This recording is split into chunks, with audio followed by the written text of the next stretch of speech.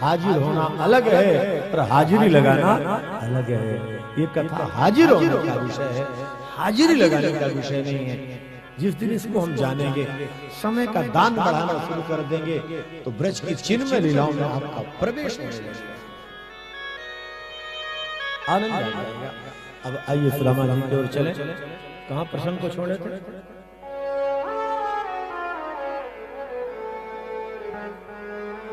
चलिए उस प्रसंग का आनंद लेते हैं। प्रसंग को हमने छोड़ा था बाणासुर के प्रसंग से, और वहीं से छोड़ के फिर आगे चला जाता, घूमता रह जाएगा।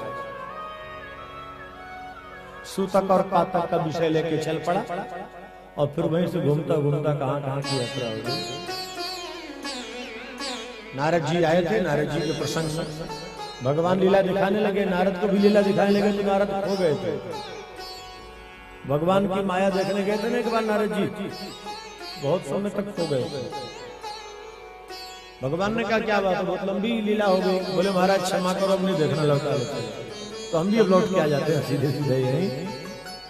नारद जी ने कहा प्रभु ज्यादा लंबा परिवार अच्छा नहीं होता। भगवान ने कहा क्यों? अच्छा ही होता है। आपका पोता बाणासुर क्या बंद है?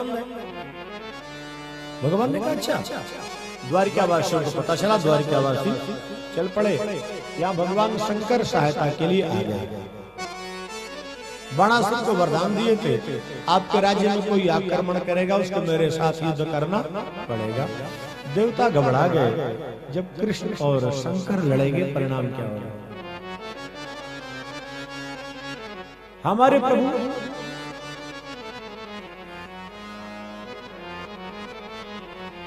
सारे शस्त्र नष्ट कर दिए,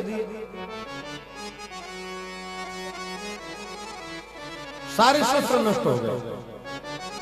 तब भगवान शंकर को आक्रोश आया, ज्वर का प्रयोग किए। जब ज्वर का प्रयोग किए तो भगवान कृष्ण चक्र को छोड़ दिए, ज्वर शरणागत हो गए। भगवान ने कहा जो शरणागत हो जाते हैं उनको मारता नहीं, छोड़ दो, लेकिन कलयुग में आपको अमर करता हूं। त्रिसहस्रे प्रसन्नोस्मि व्यथिते मज्जरात भयम योनो स्मरति संवादम तस्य न भवेत् भयम। जो इस प्रसंग को नित्य प्रति 3 बार याद करें उनको तो छेड़ना नहीं, और जो कभी याद न करें उनको छोड़ना भी नहीं। क्यों? जोर की बुखार आएगी तो फिर नाम किसका निकलेगा? हे राम, हे भगवान, जितने नाम होंगे सब आ जाते हैं। इसके बाद जो ब्रह्मास्त्र का प्रयोग किया है, भगवान कृष्ण बाणासुर के सारी शक्ति नष्ट कर दिए, भुजाओं को काटने लगे, 4 भुजा शेष हुई। भगवान शंकर आके प्रार्थना किए, प्रभु हमने इसको अमृत का वरदान दिया है। भगवान ने कहा भोलेनाथ आप सचमुच में बहुत भोले हो, आपसे पहले वरदान तो मैं दे रखा हूं। बाणासुर शरणागत हुए, उस अनुरुद्ध का विवाह। द्वारिकावासी द्वारिका पहुंचे हैं। बाणासुर शिव की आराधना कर शिवलोक को प्राप्त किए। यदुवंशी कंदो क्रीड़ा करते दूर गए, जोर के लगी प्यास।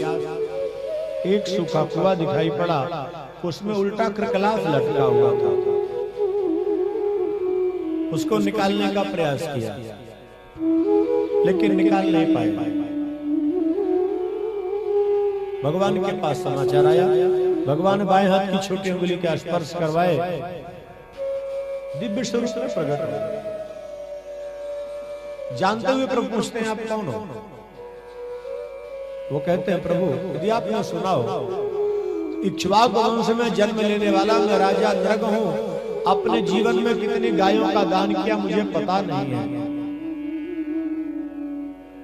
नृगो नाम नरेंद्रो हम इक्ष्वाकु तनया प्रभो दानिष्वाख्याय मानेषु यदि ते कर्णमस्पृशो। भूलवश एक गाय का दान 2 ब्राह्मणों को कर दिए। ब्राह्मणों के मुख से श्राप निकला, लेकिन मैं समझता हूं श्राप नहीं वरदान है। यदि ऐसा न करते तो इस रूप में मुझे आपका दर्शन प्राप्त नहीं होता। भगवान का स्पर्श पाकर के राजा नृग गोलोक धाम को जाते हैं। इसके बाद भगवान कृष्ण नारद जी को अपने गृहस्थ का दर्शन करवाए। नारद जी ने सोचा 16,108 विवाह करवा लिए, और मैं जाकर के देखता हूं जहां मिलेंगे वहीं श्राप दे दूंगा। भगवान समझ गए नारद जी आ रहे परिचलन है। भगवान 16,108 रूप में हो गए। जिस पटरानी के पास जाते हैं वहीं कहीं ये सेवा करते मिल रहे हैं, कहीं कुछ करते, अलग अलग मुद्राओं में। पटरानियों को लक्ष्य बुलाइए, कब आते हैं? नारद जी क्या पूछते हैं आप?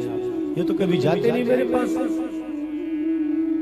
तब नारद जी को विश्वास हो गया, अरे ये तो वही अनेक रूप रूपाय विष्णवे प्रभु विष्णुवे, जो सर्वव्यापक है वही प्रभु है। भगवान को प्रणाम किया। एक काशी के राजा थे कौंड्रक, वो कहते थे असली वासुदेव में हूं, द्वारिका का नकली है। भगवान एक बार, दो बार, तीन बार समझाए, जब नहीं माने बोले चलो पता चल जाए कौन असली है कौन नकली है। ललकार दिए भगवान, उसकी सेना का तो संहार किया, पूरी काशी जला के राख कर दी। तो भगवान शंकर अपने त्रिशूल में बसाए हैं। काशी का जो मुख्य क्षेत्र कहा जाता है वरुणा और अशी के मध्य का।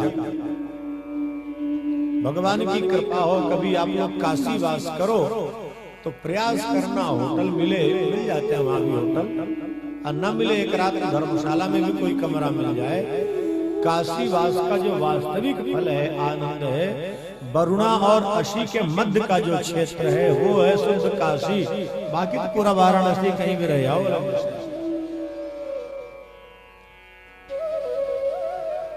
पौंड्रक वासुदेव का भगवान ने उद्धार किया। इसके बाद हमारे प्रभु को भेजे हैं, बलराम जी को कन्हैया भेजे ब्रज में। आज कृष्ण को ब्रज की बहुत याद आ रही थी। क्यों? भोले भाले ब्रजवासी जब से कन्हैया आ गए हैं तब से उनके चिंतन में यशोदा नंद पागल की भांति चीखते रहते हैं, कृष्ण कृष्ण कृष्ण।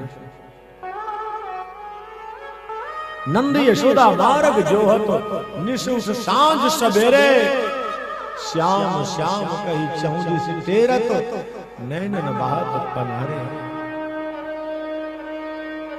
कृष्ण की चर्चा में बावरे होकर रो रहे हैं, गोपियां रो रही हैं।